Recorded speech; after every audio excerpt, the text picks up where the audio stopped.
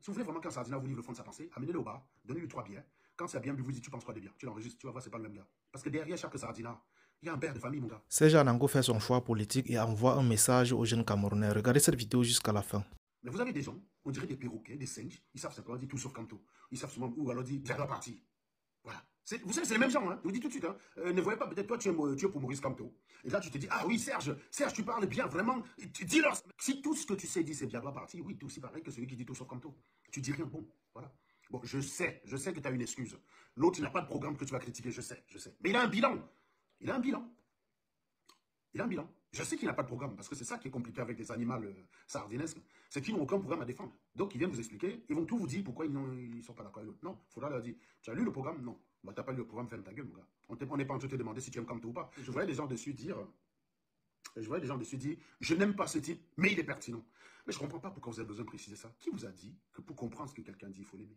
Pourquoi c'est important, toujours, de parler du sentiment? Mais on ne vous demande pas d'aimer Maurice Kamto. On vous demande d'évaluer ce qu'il prévoit pour vous. On vous demande, c'est pareil pour Cabral, hein. C'est pareil pour Cabral.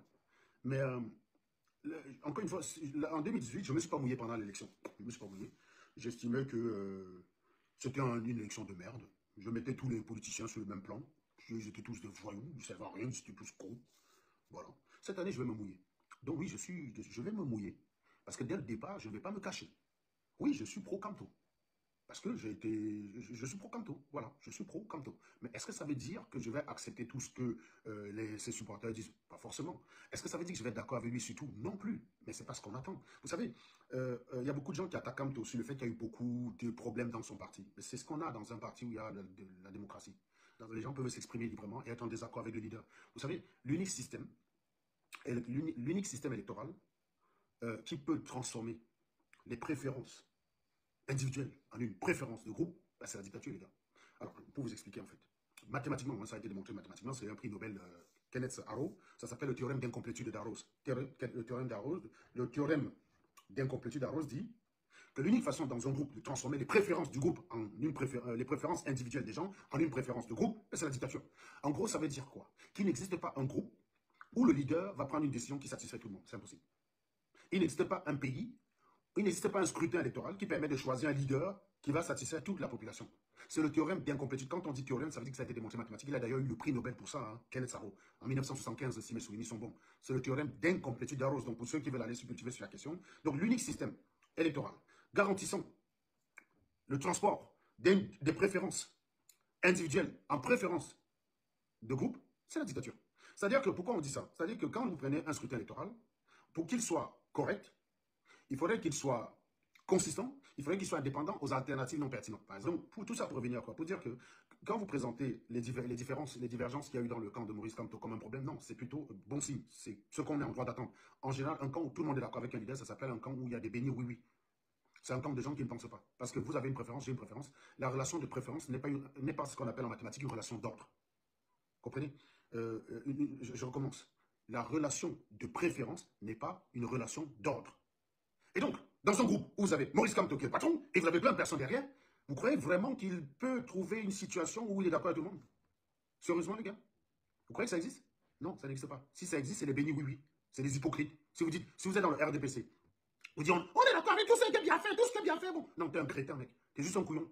T'as juste peur de dire le contraire pour perdre tes avantages. Donc c'est très bien que t'es pas d'accord et tout. D'ailleurs, quand vous êtes souvent libre, quand vous voyez souvent un peu calme quelque part, quand vous avez bu 3 ou 4 bières de champagne, la sardine finit, l'effet sardine va très très vite. Parce que je sais pourquoi ça fait ça.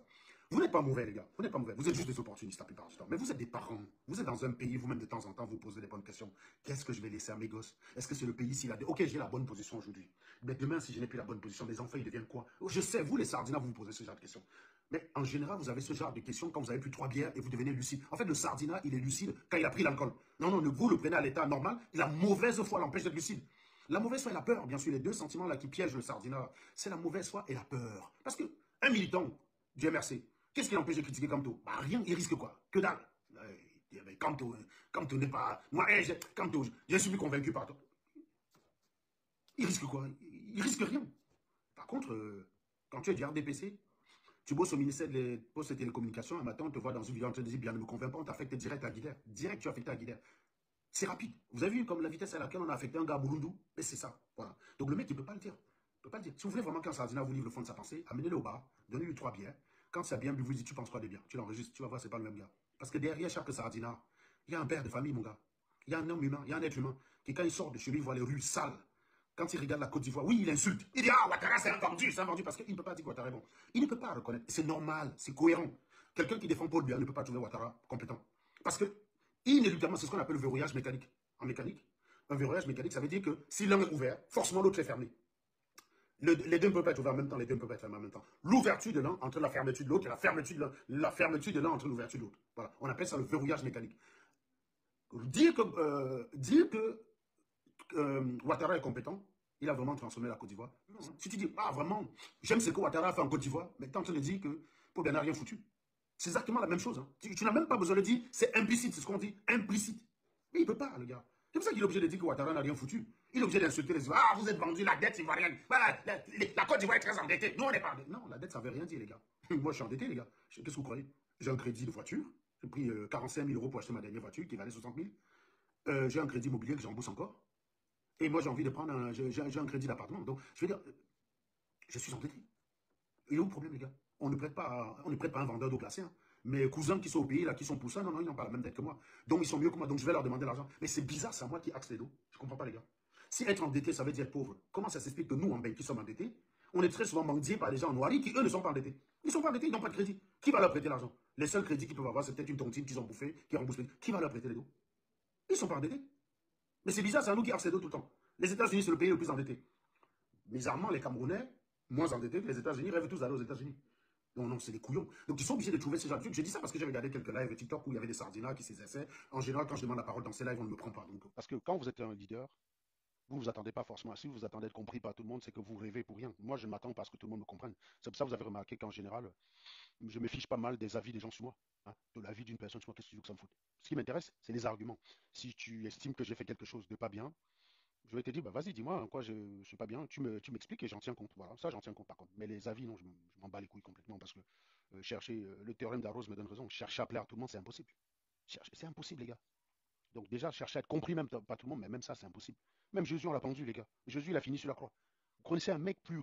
Alors, je ne sais pas s'il a existé, Jésus, hein, attention, hein, mais le gars tel que décrit dans la Bible, plus bon que lui, je ne connais pas, les gars. Hein. Il a fini pendu, le mec. J'essaie même pas de faire l'effort, les gars. J'essaie même pas. Non, non, non, j'essaie même pas de faire l'effort. Ça sert à rien. Ça sert à rien.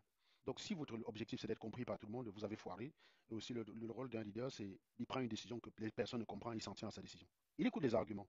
Si les arguments ne lui permettent pas de revenir sur sa position, oui, il s'en tient à sa décision. Mais voilà, c'est normal que les gens ne le comprennent pas. C'est normal que même ceux qui le suivent ne le comprennent pas. C'est normal même qu'ils le tirent dessus, c'est normal. Quand tu te mets en scène, tu prends des coups. C'est pour ça que je me plains jamais de prendre des coups, je bac, c'est tout. Je me plains pas de recevoir des coups. Je rends juste. Parce que si j'étais fragile au cou, mais qu'est-ce qui m'a forcé à venir faire des lives? Qu'est-ce qui m'a forcé à faire de l'activisme? Qu'est-ce qui m'a forcé à commencer à parler de la politique du Cameroun? Jusqu'en 2013, je ne m'intéressais pas à ça, j'étais tranquille dans ma vie. Je ne connais même pas. Donc, qu'est-ce qui me force à faire ça? Rien. Donc si tu es fragile, tu ne le fais pas. Donc ceux qui viennent là, qui font des trucs, on leur donne des coups, ils commencent à chialer là, maman. Bah non, les mecs, non, non, non, non, non, c'est pas cohérent. Donc quand tu fais ça, il faut prendre des coups. Quand tu es leader, il faut prendre des coups. Et je trouve d'ailleurs que Maurice Kamto, c'est un des rares à être très sport. Il prend, il encaisse, il ne s'énerve pas, sans passion, sans haine. Voilà. Donc je trouve qu'il a, même si on ne l'a pas compris par le passé, je trouve qu'il est convaincant. Il est posé, il est calme. Oui, il a pris des décisions que certains n'ont pas compris. C'est les Saint-Germain, Maître Ndoki, Peck. Oui. Mais alors, prenons ceux qui n'ont pas été dans son sens. Quels ont été leurs résultats? Disons, quand il a dit n'allons pas à l'Assemblée nationale. Très bien, donnez-moi une loi, Cabral. Au début, Fouran Noster, là, la meuf, là, elle bavardait tellement, on s'est dit, bon, elle va un peu faire bouger les lignes dans l'Assemblée nationale. Puis on a vu qu'elle voulait vendre ses produits tranquille, elle était plus influenceuse que députée. Donc donnez-moi un effet Cabral. Je veux bien. Hein. Je ne suis pas en train de dire que Cabral, c'est un minable. Hein. Non, non, non. Je suis juste en train de dire que Cabral, il fait le maximum qu'il peut, mais le système l'en empêche. Résultat des courses, il est dans le système, mais il s'est tiré une balle dans le pied. Voilà. Bon, voilà, c'est tout. Je ne suis pas en train de dire qu'il est minable, non, c'est quelqu'un d'aussi bon. Cabral, il est brillant. C'est aussi un bon candidat. J'ai juste une préférence pour Camto. Préférer Camto ne veut pas dire Cabral est nul. Hein. Attention.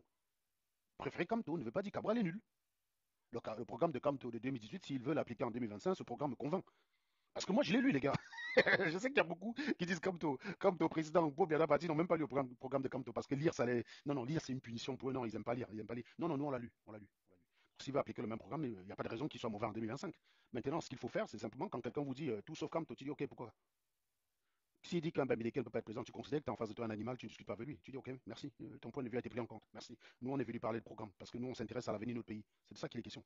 Donc, ne vous énervez pas, n'allez pas les agresser, ça sert à rien.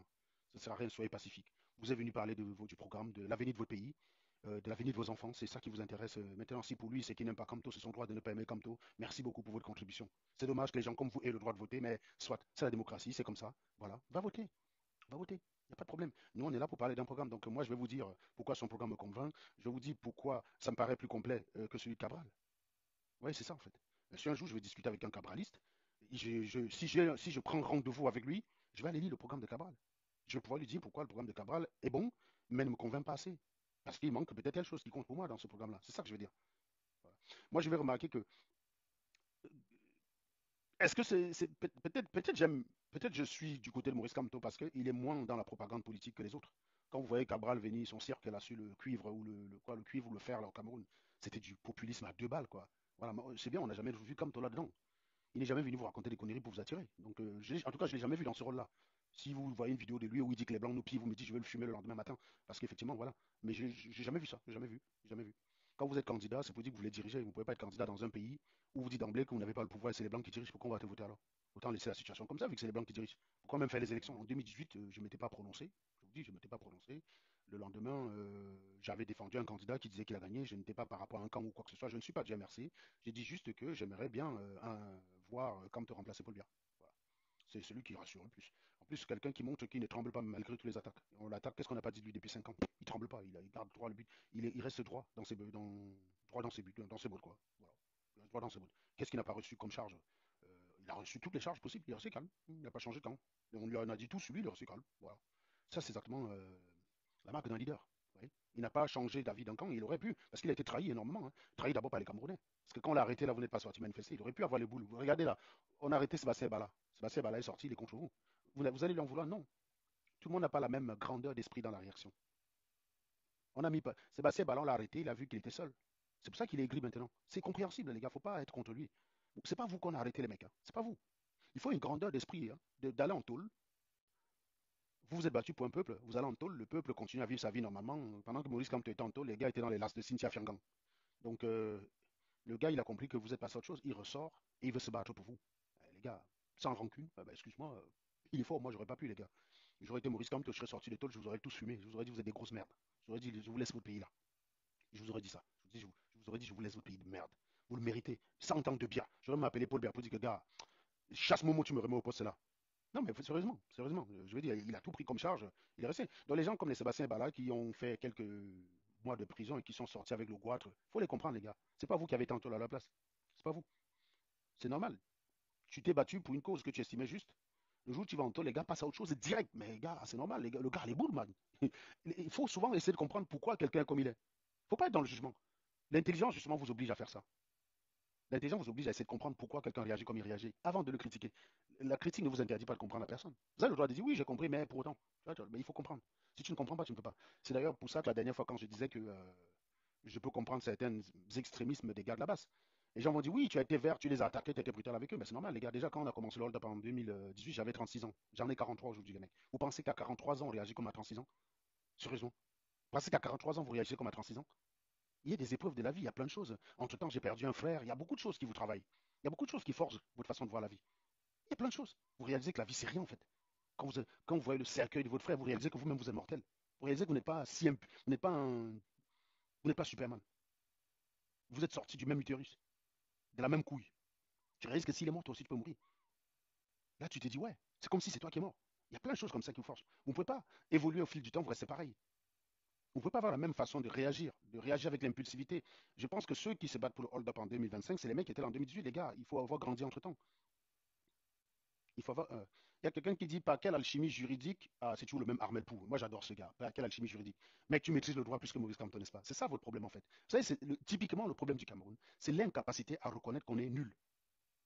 Tu connais la vraie preuve de l'intelligence? C'est pas le sabitou. Parce que, en général, j'ai remarqué avec vous que quand quelqu'un sait, maîtrise son sujet, vous lui dites, Monsieur Sabitou, comme si en fait, être intelligent, c'était affirmer qu'on connaît tout. Non, la première marque de l'intelligence, c'est la maîtrise de l'étendue de son ignorance.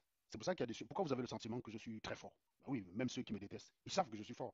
Mais non, je suis pas fort, les gars. En réalité, je suis très limité, en fait. J'en parlais même à ma femme. Je sais pas, j'ai essayé de faire un truc, j'y arrivais pas. Elle me dit, t'es nul. J'ai dit oui. Et en même temps, j'ai lisé un commentaire de quelqu'un qui m'avait laissé un message sur TikTok où il vantait mes capacités. J'ai dit, en fait, à Magali, que ce qui est bizarre, c'est que les gens croient que que j'ai trop de capacités. Mais en fait, je suis très, très limité. J'ai beaucoup de choses. Je suis très limité. C'est parce que je suis conscient de mes limites que je ne tombe pas dans les pièges. Je suis très limité en tant qu'être humain. En tant qu'être humain, je suis très limité. Je n'ai pas les capacités extraordinaires. Simplement, je sais ce que je sais et je sais ce que je ne sais pas. Quand on rentre dans le domaine de ce que je ne sais pas, je me mets là, j'écoute. Et je prends le temps de vérifier si ça me paraît trop gros. Voilà, c'est tout. Donc tu parles à quelqu'un qui est enseignant, qui a été directeur d'une faculté de droit. Tu dis par quelle alchimie juridique, tu as compris le droit plus que lui. C'est le même raisonnement que les vendeurs d'eau glacée qui vous disent non au franc CFA. Depuis que la France est partie du Cameroun en 1960, vous avez vu combien de ministres des Finances, ministres de l'économie et des Finances? Vous en avez vu combien? Bon, si on prend toute la zone CFA, les 14, je suis sûr qu'il y a eu au moins, allez, 300 ministres de l'économie et des Finances, entourés par un parterre d'experts en économie monétaire et économétrie. Tu es vendeur d'eau glacée, il n'y en a aucun qui a dit sortant du franc CFA. Il n'y en a aucun. Il n'y en a aucun qui a mené une étude qui aboutit à l'idée que sortir du franc CFA va booster l'économie. Aucun. Toi, tu es vendeur d'eau glacée, tu écoutes Franklin Yamsi, tu écoutes Fétiche de guerre, tu écoutes Kémy Sema, ça y est, tu es devenu expert en économie et tu viens jauger les gars en fait. C'est ça votre problème. C'est votre incapacité à connaître votre ignorance. C'est que le pire, c'est que vous ne connaissez même pas l'étendue de votre ignorance. Mec, j'aurais compris si tu posais la question pour un vendeur d'eau glacée, Armel. J'aurais compris que ta question s'adressait à un vendeur d'eau glacée qui veut être candidat. Oui, il ne connaît pas le droit. Enfin, excuse-moi, tu parles de Maurice Kamto. Sérieusement, tu connais des choses en droit qu'il ne connaît pas? Armel Pou, sérieux. Non, donc tu as vu que juridiquement il ne peut pas, mais lui il n'a pas vu. Il y a lui, il y a tout le parterre de juristes là qui l'accompagnent. Non, tu as vu ça seul, mon gars. Les gars, ayez parfois peur de votre opinion. Quand tu as une opinion qui est bizarre, interroge-toi parfois de la bizarreté.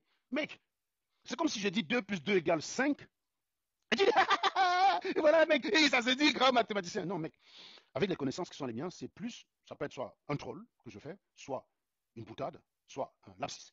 Mais en aucun cas, une erreur qui prouve mon ignorance. Mais vous, quand vous n'avez pas son argument, vous allez vous accrocher sur ce genre de détails pour dire il s'est dit mathématicien et il vient dire 2 plus 2 égale 4. Il est nul. En ango, vous savez que tu manques sur tes diplômes. Finalement, Marlène et vous, et toi, c'est pareil. Je vous vois dire ce genre de conneries parce que vous êtes débiles. Vous êtes débiles. Il y a des gens même que quand ils finissent par accepter que Marlène et vous, c'est une escroc, ils sont obligés de dire en ango est pareil. C'est des gens à qui on n'a pas appris à distinguer le vrai du faux. Il n'y a jamais personne qui a prouvé quoi que ce soit me concernant. Vous ne me connaissez pas. Vous ne connaissez de moi que ce que je veux que vous connaissiez. Je recommence. Il n'y a personne sur Internet qui a déjà révélé quoi que ce soit me concernant que je cherche à cacher. Personne. Je dis bien personne. Vous ne connaissez de moi que ce que je veux que vous sachiez. Vous ne pouvez rien apporter d'embarrassant sur moi. Et même si quelqu'un veut faire une révélation, il va révéler quoi? Il va révéler quoi? Il va révéler quoi que j'ai caché? Donc c'est ça votre problème en fait. Donc moi, tout ce que je prétends, je le prouve. Et je ne le prouve pas parce que je veux vous convaincre. Je le prouve parce que je respecte tout le cerveau qui est devant moi. Quand je fais une affirmation, j'ai envie de montrer à la personne devant qui je fais l'affirmation que ce que je dis est vrai. Parce que ça ne va pas de soi que tout ce que Serge Alango dit est vrai. Ça ne va pas de soi. Hein? Quand vous voyez souvent je montre mon compte et tout, c'est pas pour me vanter, on s'en bat les couilles en fait. On s'en branle de ça. La réalité, c'est de vous montrer que non, ce que je vous dis est vrai. Quand je vous dis qu'elle n'a pas de diplôme, Marlène n'est pas allée à l'école. Je sais qu'il y en a plein parmi vous qui croyaient déjà ça. J'ai eu des gens qui m'ont écrit plusieurs fois par le passé pour me dire comment tu peux dire qu'elle est docteur? Comment tu leur disais que mais attendez les gars, vous avez la preuve qu'elle n'a pas de doctorat? Bah ils avaient pas, alors terminé, ferme ta gueule quoi. Ferme ta gueule, c'est tout. C'est pareil, vous avez bien vu avec Modestine. Tant que je croyais qu'elle était, je défendais Mordicus, puisqu'il n'y avait pas. Tous ceux qui disaient qu'elle n'était pas, il n'y avait personne qui avait apporté une preuve convaincante. Mais vous avez remarqué, le jour où on a apporté la preuve convaincante, c'était ici devant moi. Est-ce qu'on m'avait vu faire la mauvaise foi? C'est pourtant quelqu'un pour lequel j'ai une estime. Vous m'avez vu faire la mauvaise foi? Non. J'ai pas fait de mauvaise foi. Man, le gars a apporté la preuve imparable. C'est le seul de tout cet océan de gens qui disaient modestinement, modestinement, modestinement. Non, c'est le seul qui est venu avec une preuve imparable, incontestable. Les autres preuves pouvaient être, voilà, je veux dire, tu me dis, il n'y a pas son nom sur la liste des doctorants, mais Platini, il est ingénieur, il n'y a pas son nom sur le répertoire des ingénieurs de France, il n'y a pas son nom, mais il est ingénieur, il est même sorti d'une école qui est supérieure à la mienne. Donc, si tu vas là-bas, tu regardes, moi j'ai même envie de dire que s'il n'y a même pas mon nom là-bas, je serais mort, parce que vu comment les gens me détestent, et qu'ils ont tous envie de penser que je mens, si par erreur il n'y avait pas mon nom là-bas, les gars auraient dit que je mens. Alors que je connais plusieurs personnes dont il n'y a pas le nom dans la liste des répéteurs, mais il y a bien leur nom. Celui-là, école, vous allez dans l'école, vous avez les noms. Donc pour connaissant ces détails-là, quand quelqu'un me dit non, non, dans le site thèse.fr, vous pouvez très bien être docteur, il n'y a pas votre nom, j'ai envie de la croire. Je n'ai rien qui refute cela. Je n'ai aucune preuve qu'elle ment. Donc je n'ai pas de raison de dire qu'elle ment. Voilà. Et ceux qui disaient qu'elle n'était pas docteur, très souvent n'étaient pas docteur, donc ne maîtrisaient pas le processus. Celui qui est venu démontrer qu'elle ne l'était pas, c'était quelqu'un qui maîtrisait le processus. C'est le même qui a fait un strike avec Modestine et Marlène. On a remarqué d'ailleurs que Marlène n'attaque plus Modestine par rapport à cette affaire-là. Donc, voilà. Elle avait beau, en fait, elle mentait, elle avait envie de dire que je mens, mais toi aussi tu mens, quoi. Voilà. Donc c'est comme ça, c'est comme ça. Donc on apporte la preuve. On ne vient pas vous dire, croyez-moi sur parole, non. On ne vient pas vous dire c'est vrai parce que ce qu'on dit est vrai. Ce que je dis est vrai parce que je dis que c'est vrai, on appelle ça le discours performatif. Quand quelqu'un vous dit ce que je dis est vrai parce que je dis que c'est vrai. Je suis docteur parce que je dis que je suis docteur. Non, discours performatif, c'est de la merde. Zéro, walou. C'est pas un argument, c'est pas une preuve. Vous mettez à la poubelle. Tu dois présenter une source indépendante de toi. Et dans un monde où les Camerounais savent faire le faux, le papier ne veut rien dire. Donc voilà, c'est ça votre problème. Donc je vous dis, quand je prouve ce que je dis, c'est pas par faiblesse, c'est pas par peur de quoi que ce soit, c'est pas parce que je veux à tout prix vous convaincre. C'est pour ça que je vous dis, euh, qu'il y ait des désaccords dans un parti, ce n'est pas un problème, les gars. Ce n'est pas un problème. Que vous soyez dans un parti, que vous soyez pour un candidat et vous ne vous entendez pas avec toutes les autres personnes, ce n'est pas un problème. Est-ce que je suis obligé de m'entendre avec Gonombon pour défendre Kamto? Bah non. Je ne partage pas sa méthode. Donc jamais je ne peux m'associer à lui, mais ce n'est pas pour lui que je vote. Est-ce que je suis obligé d'être d'accord 100% avec Valsero pour aller choisir Kamto? Évidemment que non. Il s'agit du destin des Camerounais. On s'en branle de Valsero, on s'en branle de Gonombon. La question, c'est est-ce que Maurice Kamto a un programme capable d'améliorer la qualité de vie des Camerounais à la Ouattara? Parce que oui, Ouattara a prouvé qu'avec un homme à la tête d'un État, on peut faire des belles choses. Et moi, j'ai toujours considéré que Kamto ressemblait à Ouattara, donc je souhaite que Kamto ressemble beaucoup à Ouattara. Je sais, quand vous avez des Camerounais qui vous disent que Ouattara n'est pas bien, c'est les gars qui défendent Paul. Tu ne peux pas, je vous dis, c'est normal. Tu ne peux pas défendre Biya, tu trouves Ouattara sérieux. Tu ne peux pas, c'est impossible. Parce que c'est la même, c'est comme si tu disais Biya est un grand président, mais vraiment j'aime ce que Ouattara fait. Non, c'est antinomique. Tu es en train de dire que Biya est un minable. Donc pour considérer, pour que ta phrase j'aime le président Biya, on doit le surliver. Pour que cette phrase reste vraie dans ton cerveau, tu es obligé de dire que Ouattara est nul. Tu es obligé de dire que Ouattara c'est un vendu, c'est un valet de la France. T'es obligé de dire ça. Non, non, non. Non, non. Allez regarder ce que les Macky Sall ont fait là-bas chez eux. Allez regarder ce que les Macky Sall ont fait. Non, non. Oui, bien que un pays dépend en majoritairement de la qualité de sa population, il n'en demeure pas moins que certains dirigeants peuvent minimiser ces impacts-là, minimiser cela et faire du bon boulot. Macky Sall, en 12 ans, extraordinaire ce qu'il a fait au Sénégal. Moi, je regarde le train. Vous avez vu le train de Dakar? Ils ont zéro ressource, les mecs. C'est ce qu'on vous dit depuis, que la meilleure gestion d'un pays, elle est plus importante que la richesse. Vous n'avez pas d'argent, vous n'avez pas de sous-sol, vous êtes bien géré, vous serez mieux qu'un pays qui a toutes les richesses et qui est mal géré. Et le Sénégal vous prouve ça. Ils ont découvert le pétrole récemment chez eux. Hein. Jusqu'à il y a quelques années, leur ressource principale, c'était la sardine. Enfin, sardine. C'était la sardine. Leur ressource principale, c'était la sardine. Là, ils ont découvert le pétrole récemment, je ne sais pas ce qu'ils vont faire, mais les gars, il a fait du boulot. Hein. Vous avez vu le train de Dakar, là, le TER là, qui sort de banlieue, c'est magnifique. Ça, c'est déjà, ça règle les problèmes de bouchons. Imaginez les gars qui habitent à Olembe, qui vont travailler à la poste, ils pouvaient prendre le train déjà.